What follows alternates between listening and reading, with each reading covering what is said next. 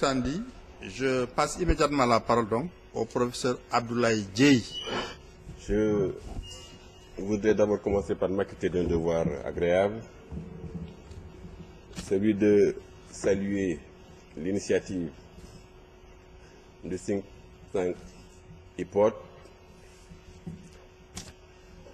de féliciter Micheli pour avoir eu non seulement cette initiative, mais également pour avoir choisi ce thème extrêmement important, fondamentaux, convergence et divergence, après le rapport de la CNRI,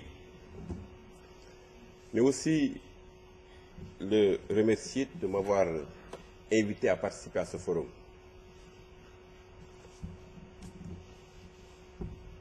Je voudrais ensuite dire tout le plaisir que j'ai à partager cette table avec des amis que je connais,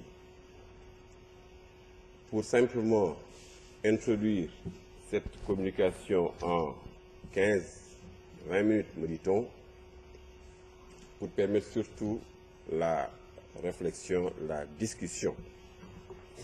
Pour cela, je vais essayer simplement de répondre à 3 questions. Première question, la CNRI, pourquoi? Deuxième question, la CNRI, comment? Et troisième question, la CNRI, quel résultat? Première question, la CNRI, pourquoi? Je veux simplement dire ici que le travail que nous avons fait résulte d'une commande du chef de l'État. C'est une initiative du président de la République. N'oublions pas que le président qui a été élu sur la base d'un programme. Il a été élu avec une majorité confortable. Dans son programme, il y avait une rubrique, réforme institutionnelle. Rien ne l'empêchait de mettre en œuvre ces réformes institutionnelles. Personne n'aurait trouvé à redire. Il a quand même décidé, le 14 septembre 2012, de confier un travail de réforme des institutions à qui? Au président Amadou Mahtar Mbow, qui était le président des Assises. C'est extrêmement important ces dates-là. J'y tiens parce qu'encore une fois, c'est une réponse à beaucoup d'interrogations que nous avons vues dans la presse. Donc, 12 septembre. Initiative, intention de créer. Le président Mahtar Mbow n'était même pas au courant. Il n'était même pas là au Sénégal. 28 novembre, le président Macky joint l'acte à la parole en envoyant une correspondance au président Macky Sall, au président Mahtar Mbow. 28 novembre. Et dans cette correspondance, en réalité, le président avait non seulement esquissé le fond, mais également la forme. Le fond, pourquoi? Parce qu'il insistait sur le fait que les propositions que la concertation aurait à faire devraient prendre en charge un certain nombre de problématiques. Et ces problématiques ont été listées dans cette correspondance. 12 problématiques. Et ce qui est frappant quand on lit ces 12 problématiques, c'est que le président insiste sur... Il y a des notions qui reviennent. Et pour moi, c'était déjà parlant. Il y a consolidation qui revient. Il y a renforcement qui revient. Il y a approfondissement qui revient. Ce qui veut dire quoi? Ça veut simplement dire que lui-même, il n'est pas satisfait de l'existence. Ça ne signifie pas qu'il n'y avait rien. Mais quand on dit approfondissement, quand on dit renforcement, quand on dit consolidation, ça veut dire simplement qu'on veut aller plus loin que ce qui existe. C'est important de le mentionner. C'est le 28 novembre. Une fois que le président a accepté cette mission, il a commencé à travailler. Il a commencé à construire son équipe. Après avoir construit son équipe, il a soumis cette équipe conçue au président de la République. Il n'y a pas eu d'objection. Le 16 mars, la commission a commencé à travailler. Le 16 mars. Vous voyez, c'est demain l'anniversaire voilà, hein, ça va faire 1 an demain que la commission a commencé à travailler. Et a produit un document. Dans ce document, étaient consignés les outils que nous continuons à mettre en œuvre, le dispositif, mais également la stratégie des consultations citoyennes. Ce document de base, évidemment, il y avait le budget, a été remis au président de la République le 7 mai 2012. il n'y a pas eu d'objection. 7 mai 2012. Et nous étions déjà en train de travailler avec, évidemment, après nous être fixé un délai, c'est-à-dire 6 mois, pour terminer ce travail et remettre le rapport. C'est au cours de ces travaux qu'il y a eu des objections du ministère des Finances par rapport au budget. Ils nous ont dit, mais il faut un acte, ne serait-ce que pour, encore une fois, des contraintes administratives. Et c'est là où l'idée de mettre en place le décret est née. Ce décret a été signé le 28 mai 2012. Donc vous voyez pourquoi j'insiste sur le cheminement pour expliquer encore une fois qu'il y a encore une fois une histoire qu'il faut retenir par rapport à ça. Le 28 mai. Dans ce décret, évidemment, on a fixé la mission, on a fixé également le terme, mais également on a insisté au niveau de l'article 3 sur le fait sur l'article 2 qu'on pouvait faire toute proposition dans le cadre de la réforme de ces institutions-là. Donc voilà rapidement le pourquoi. C'est simplement, je suis en train de dire que le travail que nous avons remis au président résulte d'une commande du chef de l'État. Voilà pourquoi il y a eu la scénarii. Le comment. Le comment, il y a eu 3 directions. Première chose, c'était écoute attentive des citoyens. Deuxième chose, c'était échange avec les partis politiques et les organisations de la société civile. Et troisième chose, c'était consultation des experts. Et pour mettre en œuvre ces 3 directions, pour aller dans ces 3 directions, pour par exemple l'écoute attentive, nous nous sommes simplement repliés sur la stratégie qui a été développée dans le cadre des assises nationales, parce que n'oublions pas que dans la correspondance du chef de l'État, il insiste sur le fait que le président Mbow a été nommé en tant que président des assises nationales. Et il insiste également sur le fait qu'on devrait s'abreuver, entre autres, sur la charte de bonne gouvernance, des assises. Donc ça, c'est une réponse à ceux qui pensent que, voilà, on n'a fait que ce coup de pierre.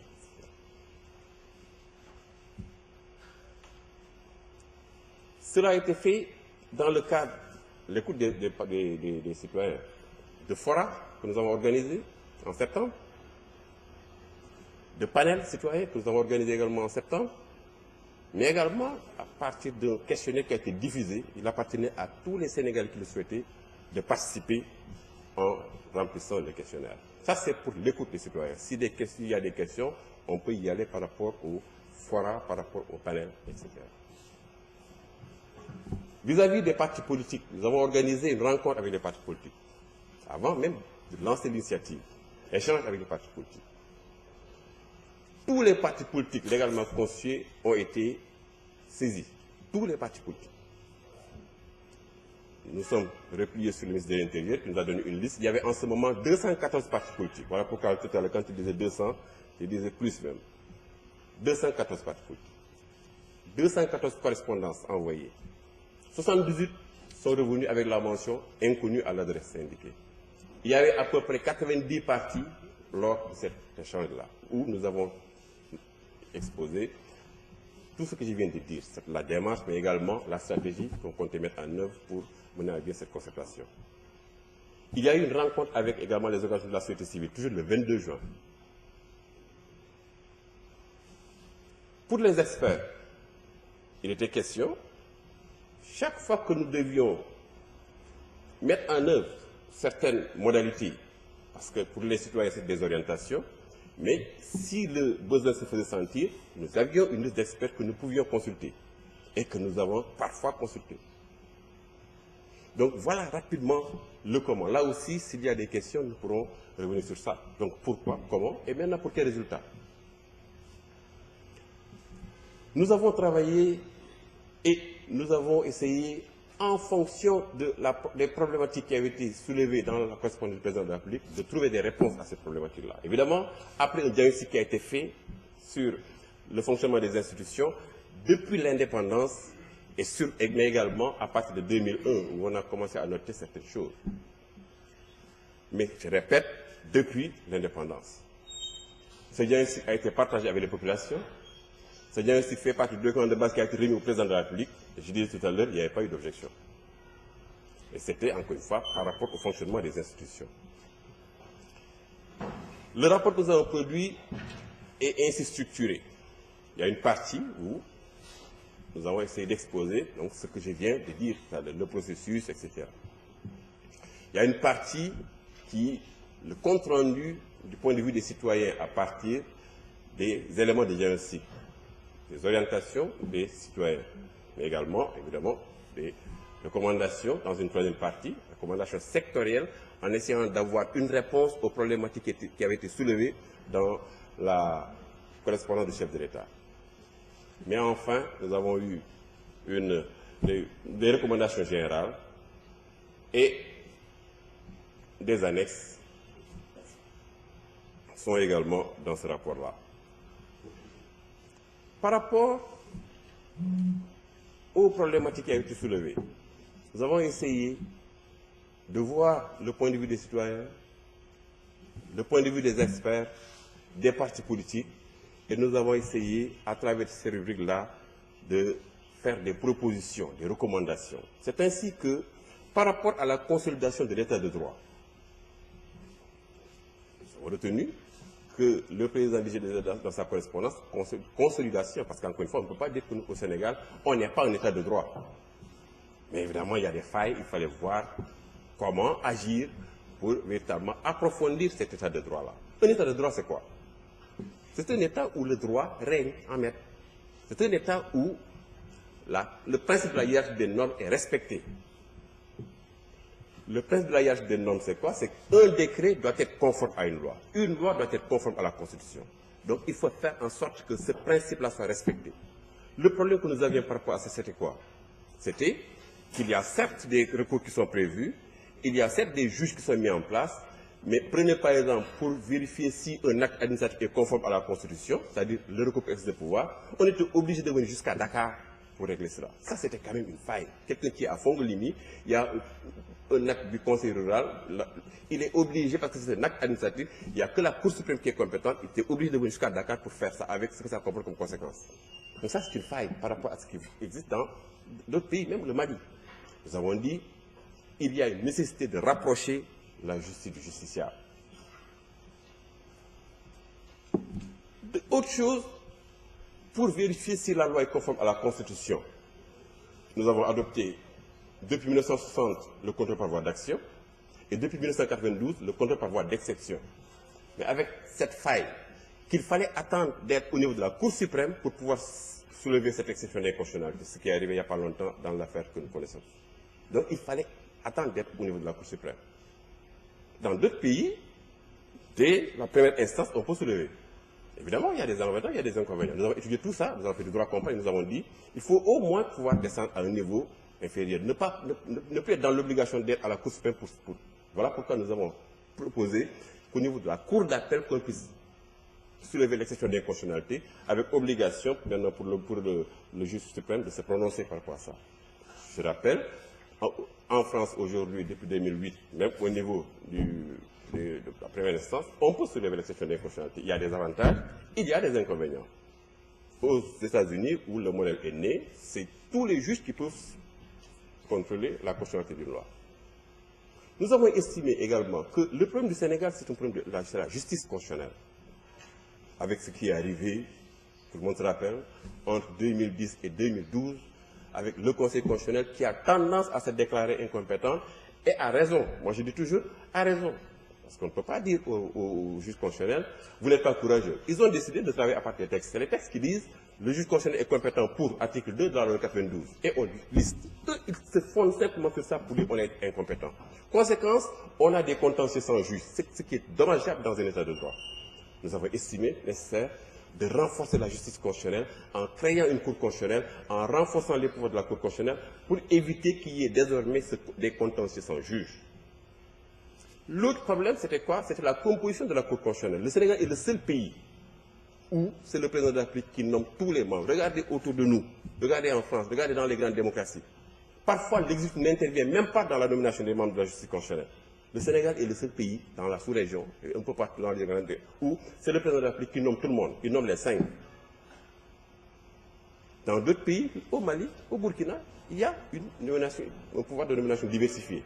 Nous avons dit qu'il est temps, parce que même si ce n'est pas le pouvoir de nomination qui détermine l'indépendance, c'est vrai, mais au moins ça contribue à apaiser. Et donc nous avons travaillé sur ça en mettant en place une cour constitutionnelle, mais également en renforçant ses pouvoirs, mais également en mettant l'accent sur le fait que ce n'est plus le président de la République qui nomme tout le monde. C'est vrai que sur le plan formel, c'est lui qui prend le décret qui nomme, mais il y a des propositions d'instances pour qui désignent et le président nomme. Pour l'équilibre des pouvoirs, je crois que même tout le monde a reconnu qu'au Sénégal, même si formellement on reconnaît qu'il y a un équilibre, une séparation des pouvoirs, tout le monde sait que sur le plan fonctionnel, il n'y a pas d'équilibre, il n'y a pas de séparation des pouvoirs. C'est des évidences, ça. Mais pourquoi? Et pourtant, dans la Constitution, dans le préambule, on dit bien séparation des pouvoirs, équilibre des pouvoirs. Mais pourquoi? Et parce qu'encore une fois, il y a ces phénomènes-là qui nous poursuivent depuis 1963 avec un président hyper puissant, une hypertrophie de la fonction présidentielle avec toutes ses conséquences. Un parlement qui est affaibli et une justice qui est parfois instrumentalisée. Et nous avons dit qu'il faut agir là. Agir là, c'est quoi? Ne pas brûler ce qui existe en disant désormais c'est le président qui détermine la politique de la nation. Il faut être réaliste parce que au Sénégal, c'est le président est élu au suffrage universel direct. Ça veut dire ce que ça veut dire. Donc, le président de la République continue d'être la clé de voûte des institutions, mais son pouvoir est désormais encadré. Encadré parce qu'il y a des choses qu'il ne peut pas faire comme ça. Il faut parfois une consultation, il faut parfois une proposition. Donc c'est dans ce sens-là qu'on a essayé de l'encadrer. Par exemple, la nomination. Nous avons mis en place le principe de l'appel à candidature pour au moins régler deux problèmes. Le premier problème, c'est ce pouvoir-là exorbitant qui parfois entraîne ce que nous voyons comme effet pervers, mais aussi permettre faire en sorte que ce soit le mérite qui soit récompensé. Nous avons estimé que pour équilibrer, il faut aussi renforcer l'autre pouvoir. L'autre pouvoir, c'est le pouvoir législatif. Comment renforcer le pouvoir législatif? Mais en regardant ce qui constitue aujourd'hui le problème. Il y a des choses sur lesquelles nous n'avons pas prises. Par exemple, le fait que depuis l'indépendance, il y a toujours une coalition, un parti qui domine. Ça, c'est des choses sur lesquelles nous n'avons pas prises. Mais au moins, on peut parler au niveau des textes, renforcer la présence de l'opposition au niveau, par exemple, du bureau de l'Assemblée nationale. On aurait pu également agir sur l'agenda du Parlement, pour essayer de régler un peu le problème de l'ordre du jour des assemblées. On aurait pu également mettre l'accent sur la capacité à renforcer des députés, parce qu'il y a un problème de capacité. Le problème des députés du Parlement aujourd'hui, c'est des textes, des artifices juridiques qui font que même si le député veut, il ne peut pas. C'est des artifices juridiques qui découlent de la rationalisation du parlementarisme, mais c'est également le problème de capacité des députés. Il y a des députés qui n'ont pas le niveau, qui ne peuvent pas. Et donc, il faut peut-être voir dans quel sens aller pour, par exemple, essayer de régler ce problème-là. Donc, nous avons dit qu'il faut, pour équilibrer également, renforcer notre pouvoir qui est le pouvoir législatif. Nous avons dit, troisième rubrique, le renforcement de l'indépendance de la justice. Parce qu'encore une fois, quand on veut équilibrer, il faut renforcer l'indépendance de la justice. Parce que nous avons considéré que nous n'avons pas tiré toutes les leçons du passage du statut d'autorité au statut de pouvoir. Le modèle que je le disais tout à l'heure. En 1960, le Sénégal avait une autorité judiciaire, comme la France aujourd'hui. Ce n'était pas un pouvoir. Aujourd'hui, le judiciaire n'est pas un pouvoir en France. Il n'y a que deux pouvoirs. C'était exactement comme ça de 1960 à 1962. En 1963, dans la Constitution du 7 mars 1963, le judiciaire devient un pouvoir. Mais on n'a pas tiré toutes les conséquences de cette élection en pouvoir. Ce qui explique et justifie le fait que ce soit le président de la République qui préside le Conseil supérieur de la magistrature. C'est une hérésie. C'est des pouvoirs indépendants. Et c'est le président de la République qui préside l'instance suprême du pouvoir judiciaire. Il y a un problème. Nous avons dit qu'il faut agir à ce niveau-là. Il faut faire en sorte que ce ne soit plus possible.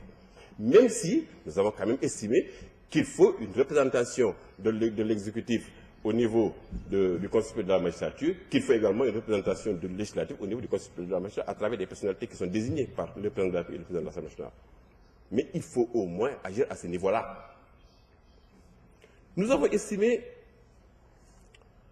qu'il fallait redéfinir l'autorité qui est évoquée à l'article 6 du statut des magistrats. Vous savez très bien que ce qu'on appelle de façon trivialement le cordon qui lie le parquet au ministère de la Justice.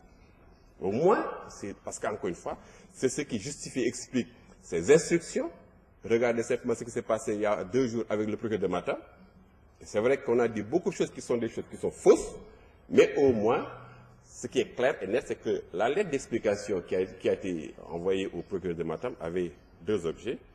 Qu'il s'explique sur le fait, pourquoi il n'a pas averti quand il a eu ses coups de feu, il n'a pas rendu compte. 2, pourquoi il a fait sa conférence de presse sans l'aval des autorités. Donc, vous voyez ce que ça veut simplement dire.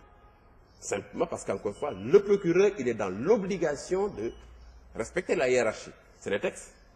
Pour un pouvoir, on est indépendant. Les instrumentalisations qui ont été notées dans le passé ont pour fondement cette autorité qui fait que le ministre de la Justice est le supérieur hiérarchique du procureur général, le procureur général est le supérieur hiérarchique des procureurs de la République, et voilà ce que ça fait. Nous avons estimé nécessaire de rompre, encore une fois, en tout cas de redéfinir cette autorité-là, qui est prévue à l'article 6. Nous avons estimé nécessaire, j'ai expliqué tout à l'heure, d'apporter une réforme au niveau du fonctionnement du Conseil supérieur de la magistrature. S'agissant du renforcement et de la protection des libertés publiques, personne ne peut dire qu'il n'y a pas de droit et liberté au Sénégal. Mais tout le monde reconnaît également le fossé qui existe entre ce qui est proclamé et ce qui est vécu. Je prends un exemple, la manifestation. Chaque fois que vous soumettez la Constitution du Sénégal à des étrangers, ils voient le droit de manifestation qui est un droit constitutionnel. Les gens disent, mais vraiment, le Sénégal... Mais regardez ce qui se passe avec les manifestations. Et surtout la stratégie qui est développée par l'autorité administrative, qui consiste à attendre la veille pour dire, voilà, j'ai interdit. Nous avons estimé nécessaire au moins d'apporter une solution à cela. L'exécutif, l'autorité administrative a toujours le pouvoir d'appréciation de la situation pour interdire, mais il a l'obligation, il doit avoir l'obligation d'interdire dans un délai bien déterminé pour permettre que les recours s'exercent. Et en même temps, on met en place un juge des urgences, le juge des libertés. Parce qu'il y a dans les pays développés ce qu'on appelle le juge de l'urgence qui peut intervenir tout de suite, pas pour régler le problème, mais au moins mettre en parenthèse une décision qui porte atteinte aux droits et aux libertés fondamentales. Les réquisitions du parquet. Nous avons estimé, on a vu que dans le passé, on a tous vu l'article 80 qui était parfois soulevé pour, j'ai dit, parfois mettre en prison simplement des gens qui gênent. Mais tout cela découlait du fait simplement qu'à l'article 139 du Code de procédure pénale, le juge d'instruction a les mains liées. Sur réquisition du parquet, il a l'obligation de mettre sous mandat de dépôt. Je parle sous le contrôle de Maître Kane. L'obligation. Évidemment, en 1999, on a assoupli un peu en mettant, il faut que la réquisition soit dûment motivée. Et c'est quand même toujours les mains liées. Nous avons estimé que le juge d'instruction doit avoir la liberté quand même d'apprécier. On ne dit pas qu'on enlève, mais il faut qu'il puisse apprécier. Et pouvoir, s'il pense qu'il faut mettre sous mandat de dépôt, mettre sous mandat de dépôt. Ce que j'ai expliqué tout à l'heure, le fait de dire que nous sommes un État indépendant, nous avons une justice indépendante, mais de prévoir toujours dans la législation ce genre de disposition qui permet, disons, au président de la République, à travers le Premier ministre, à travers le ministre de la Justice, de donner des instructions au procureur, et le procureur donne des instructions, de faire des réquisitions écrites qui lient le juge d'instruction. Donc vous voyez bien que finalement, la décision vient d'où? Nous avons estimé nécessaire de faire également des recommandations à ce niveau-là. Pour l'approfondissement de la démocratie représentative, ça également c'est une rubrique.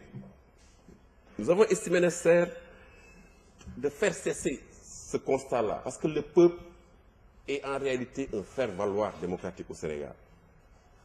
Et pourtant, il est clair que tout pouvoir doit émaner du peuple. Et la Constitution prévoit que la souveraineté appartient au peuple. Mais regardez, quand est-ce que le peuple est associé à l'exercice du pouvoir? Nous avons estimé nécessaire, surtout que c'était une demande encore une fois du président de la République. Il insistait beaucoup sur la démocratie participative. De redonner, en tout cas, remettre le peuple à sa place. À travers des éléments, le droit d'initiative populaire pour l'initiative des lois, ou bien le référendum, ou bien le droit de pétition, et même dans la représentation, parce qu'on a mis en place une commission nationale, des instances de représentation des collectivités locales, mais également des Sénégalais de l'extérieur. Pour le renforcement de la décentralisation et de la déconcentration, nous avons estimé qu'il fallait d'abord respecter la loi. Parce qu'encore une fois, la loi n'a pas été respectée. Il suffisait simplement de respecter la loi pour au moins qu'il y ait un léger mieux au niveau des collectivités locales. Prenez ce qui existe dans la loi de 96, 96-06, 96-07 par rapport au transfert de compétences. Il était dit qu'à chaque transfert de compétences doit correspondre à un transfert de moyens.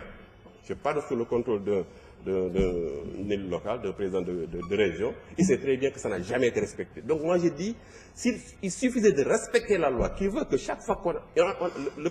L'État a transféré 9 blocs de compétences, 9 domaines de compétences. Et il était dit dans la loi de 96 qu'à chaque transfert de compétences doit correspondre au transfert de moyens. Moi j'utilisais 100 francs pour exercer ces compétences-là. Je vous ai transféré cette compétence, je vous donne les 100 francs, pour être trivial. Mais l'État n'a pas du tout respecté ce principe-là. Ce qui fait que sur ces 9 domaines de compétences, en réalité, les collectivités locales n'étaient en mesure d'exercer parfois que 2 à 3 compétences, c'est tout. Nous avons dit d'abord respecter la loi. Et ensuite, il y a eu des propositions dans le sens de renforcement du fonds de dotation des collectivités locales, parce que c'était l'instrument principal pour financer les collectivités locales, etc. Mais nous avons également estimé nécessaire qu'il faut mettre fin à cette pratique des découpages qui sont en réalité instrumentalisés à des fins politiciennes. Il faut désormais que ça réponde à des objectifs bien déterminés, des critères objectifs de rentabilité économique, mais également d'homogénéité géographique. Mais pas on découpe parce qu'on se rend compte que tel président de région est gérant, il est puissant, il faut faire en sorte que sa collectivité locale soit découpée en plusieurs. Ça, c'est des découpages. Il fallait au moins essayer de rationaliser à ce niveau-là pour faire en sorte qu'il y ait une harmonie dans les collectivités locales. J'aurais pu continuer au niveau des rubriques. Mais voilà comment nous avons travaillé. Et quand nous avons fini de faire tout ce travail-là, nous avons fait un inventaire. Et nous nous sommes rendus compte qu'il y avait à peu près des recommandations qui pouvaient figurer dans la Constitution et des recommandations qui ne devaient pas figurer dans une Constitution. Quand nous avons fait le listing, on s'est retrouvé avec pratiquement plus de 100 innovations constitutionnelles.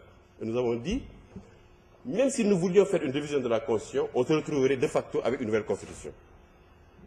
Et donc nous avons regardé le décret qui dit que nous pouvions faire toute proposition dans le cadre des réformes institutionnelles. Nous avons proposé un avant-projet de constitution qui comporte 154 articles, y compris les dispositions transitoires, et nous avons essayé de traduire en dispositions constitutionnelles ce qui était des éléments de consensus, parce qu'encore une fois, nous avons travaillé en écoutant les populations, nous avons travaillé en écoutant les partis politiques, les organisations de la société civile. C'est parce que nous avons écouté les partis politiques qu'il y a eu un atelier de réglage. C'était, je crois, la dernière rencontre. Quand nous nous sommes rendus compte que par rapport à certains points, les partis ne s'entendaient pas, nous avons organisé un atelier de réglage, où nous avons essayé, dans la mesure du possible, de rapprocher les positions. Parce qu'encore une fois, nous étions dit, 1, écoute des populations, 2, échange avec les partis politiques, 3, consultation des experts par rapport à certaines modalités. Nous avons eu à solliciter des experts qui nous ont donné leur point de vue. Et tout ça est publié dans le site de la CNRI. Monsieur le coordinateur, je crois que j'en ai déjà trop dit. S'il y a des réponses, s'il y a des questions, on peut entrer dans... Il faut essayer d'approfondir certains points qui ont été... Mais c'était simplement pour introduire les discussions. Je vous remercie.